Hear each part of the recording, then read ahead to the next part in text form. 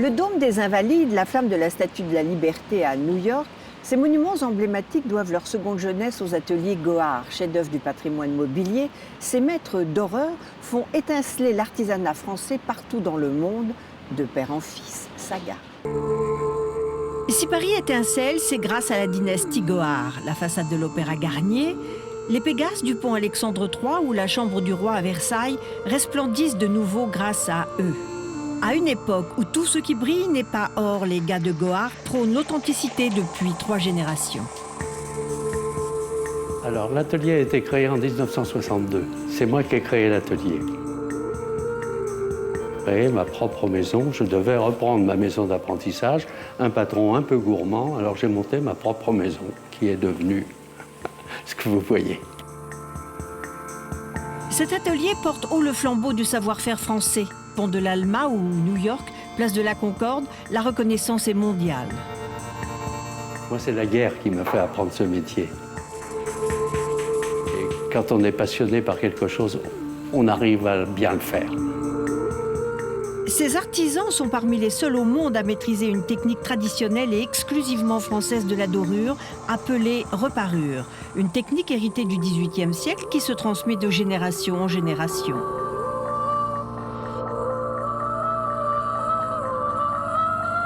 Mais effectivement, je suis fils de doreur et père de doreur. J'ai travaillé avec mon père pendant un peu plus de 20 ans. Il m'a appris toutes les bases de notre métier, bien sûr. Il m'en a appris surtout la philosophie. Il m'en a appris le rythme, il m'en a appris la musique. Et c'est ce que je m'efforce de transmettre. Et lorsque l'on fait ce métier, on ne fait pas ce métier comme ça.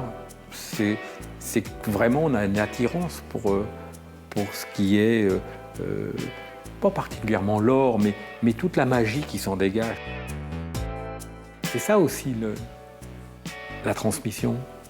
C'est quand les choses sont bien transmises, il n'y a pas besoin de les redire. Qu'il s'agisse de boiserie ou de ferronnerie, les artisans doivent respecter chaque ouvrage d'art, ce qui suppose de connaître le style des différentes époques. Les outils et les techniques n'ont pas changé.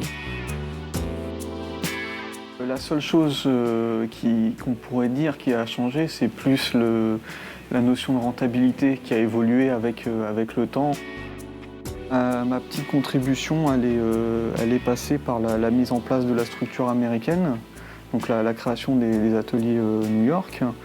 Et puis ma contribution elle est au quotidien en ajoutant des nouvelles choses, en renforçant notre marketing, en essayant d'évoluer, en essayant de réfléchir sur la dorure, parce que c'est vrai qu'on est sur des techniques qui existent depuis des centaines d'années, mais essayer de la mettre au service du design, c'est vraiment ça.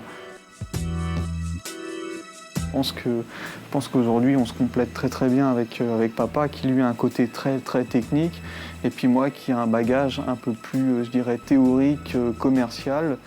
Donc on est une force importante, tous les deux. Et on s'entend très bien, ce qui est extrêmement important aussi.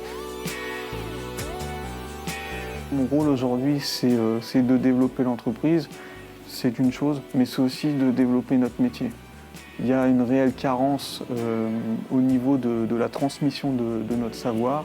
Voilà, c'est important de le prendre en main aujourd'hui. Si on ne le fait pas, notre métier va disparaître, comme de nombreux métiers manuels disparaissent aujourd'hui. Donc on a un devoir de formation et de transmission. Si on ne remplit pas ce devoir, notre métier ne tiendra pas. On travaille beaucoup à l'étranger. Que ce soit Brésil, Qatar, États-Unis, Canada, Russie, etc.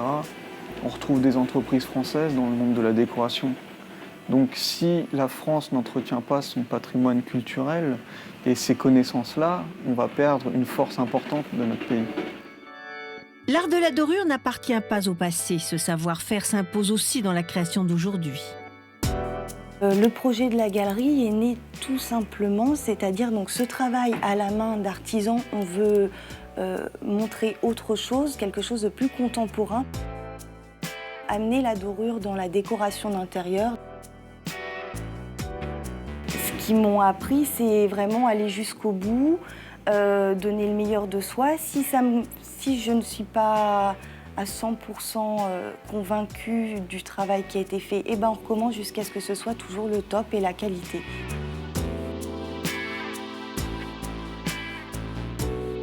Pour nous, le luxe, c'est l'excellence de notre travail. Voilà. Le luxe de demain, il est avec un travail en parallèle de designers et d'artisans, de gens de savoir-faire. Une diversification qui est aussi une promesse d'avenir.